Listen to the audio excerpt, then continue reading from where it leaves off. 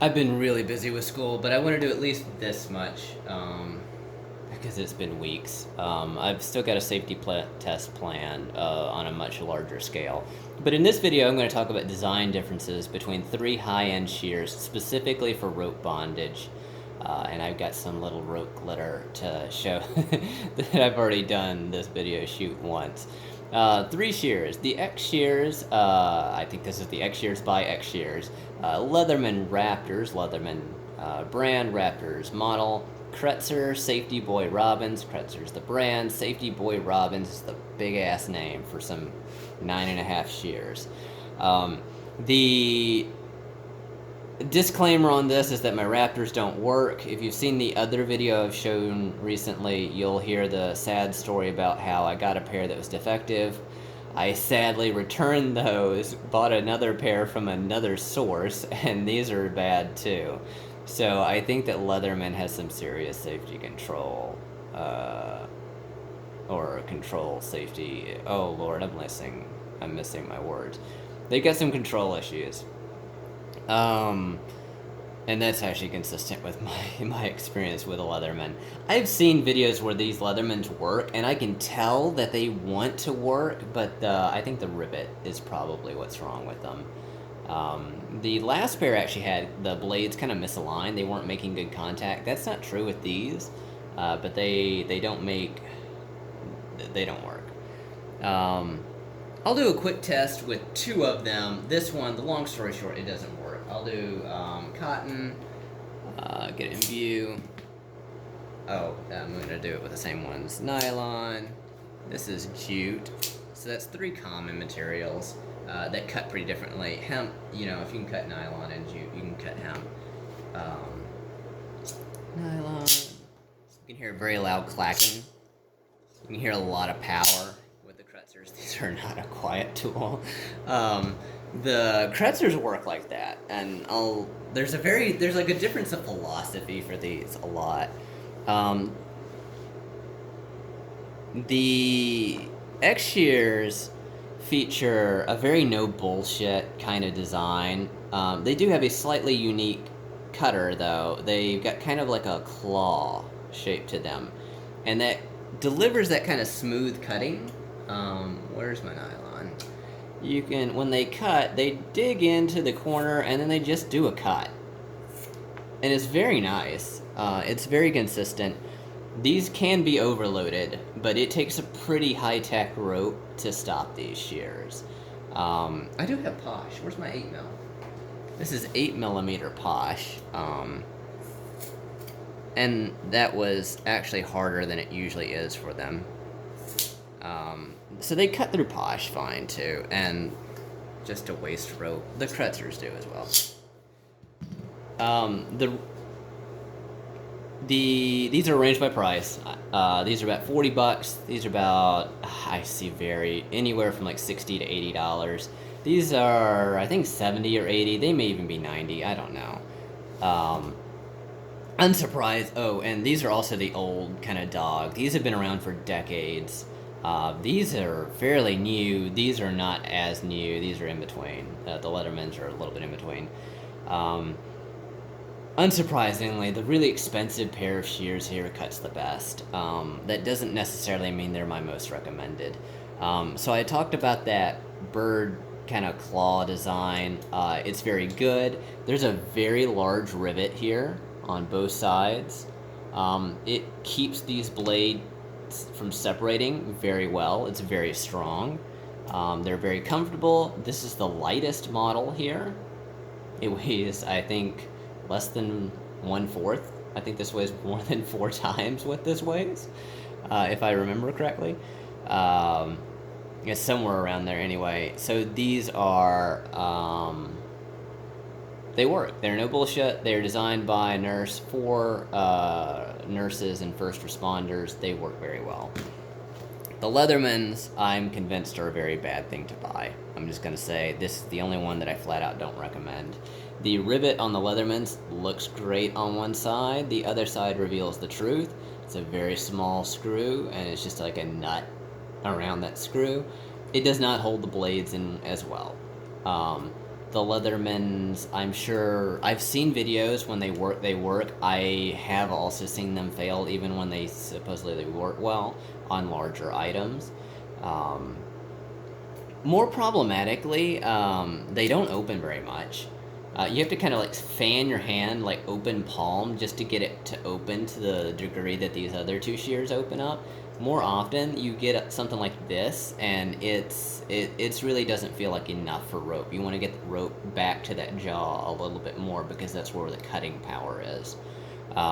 I like the thin nose. It's very easy to dig up under stuff. I'm sure these would be able to get up into rope and then cut very well. So that's good. The X shears feature that same kind of thin nose. It's going to be thicker than your average like $10, $15 kind of disposable type shear, but it's not bad by any means. The Raptors are famous for their folding mechanism. Their folding mechanism is problem number 2. It's very tactical. I think it contributes to the popularity of these by a lot. People like tactical stuff. It's more survivalist, emergency bag, bug out kit kind of stuff than anything. The plastic piece, and it is cheap plastic feeling, like spring loaded, has been known to pop right out when these things are dropped on something. If they strike a hard floor, these things tend to kind of come apart, and then you've lost your toy. I should mention these have a hook. The hook's decent, actually. I'm not complaining about the hook. It's a good backup. It's not like a Benchmade or a Boker, but it works. Fuck it, it's a hook. The Raptors the biggest problem you'll hear with them is that they're prone to rust. There's a lot of small parts here. Water can get all up in it, and they're known to rust up pretty bad. So that's a problem with first responders in particularly. The more BDSM side of that is that these are also really hard to clean. So if you got body fluids on this, there's a lot of disassembly involved in getting these properly clean. I don't think these are autoclavable at all. They've got a window breaker. So that's the Raptors. I don't recommend them. They're very expensive, and you're paying for a lot of bullshit moving parts that you don't need. They've got a ring cutter, I guess. They're known to break. They're known to rust. They're hard to clean, and they're in no way better than this X shear. They don't cut as well. Even other videos who compare them, a functioning pair of Leatherman Raptors. I guess I should show just to show what they're doing with me. They're just opening. Oh, that wasn't that bad. I usually struggle with it more. Yeah, they spread out pretty bad. Yeah. So, although I've seen them cut well, I've never seen them cut better than the X shear. And the X shears are cheaper. And for the X shear, you're paying $40 to get a good shear, and instead of like $60 to $80 for a bunch of gimmicks. Crutcher Robbins, I'm definitely going to be keeping. I'm going to keep all 3 of these just for future tests. However, these will be something that I consider using. The X shears mostly are power that you don't need. They're almost 10 inches long, and they have the same concept. Like, you still want to get the rope to the jaw. So you've got a bunch of dead space. This is mostly just for cutting bandages off of people, and it's long so that you can make very long cuts. And that's great, but that's not what we're doing.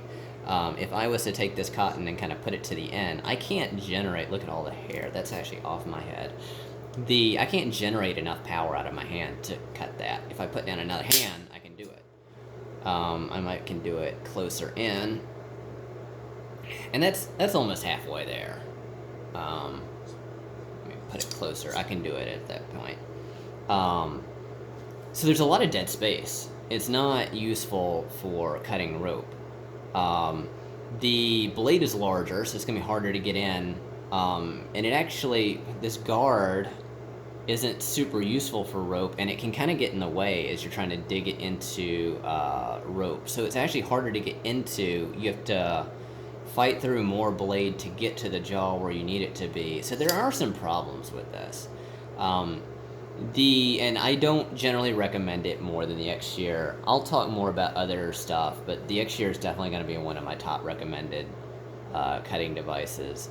The one thing that makes me consider, would make me consider the X-Shear is the shear power, because there are some high-tech ropes, and I've got some Amsteel here. This is Amsteel blue and the color gray, of course. I think Amsteel gray comes in the color blue. It's very confusing. This is Amsteel. It's very hard to cut, and I should cut further back because that's going to fail just because it's going to fail. The X-Shears, they'll get it done, but the Kretzers are strong enough to just whack it. So even like super high-tech ropes like this Amsteel, like Kretzers can get through that in a single cut. These are the only shears that I know that'll do that. So that's why I would recommend them. I'm going to go ahead and say I recommend these, though. These are pretty great. For my daily carry, unless I'm carrying Amsteel. Literally everything else, I actually have some Kevlar rope that I'm going to come in and test. But right now, this Amsteel is the only thing I can't cut with this. So there's my designs. So these open up great, these both cut great. These are the best cutting. These are more useful, general purpose, because they're easier to get into. These are definitely lighter weight. These, I don't like these at all. Decent hook.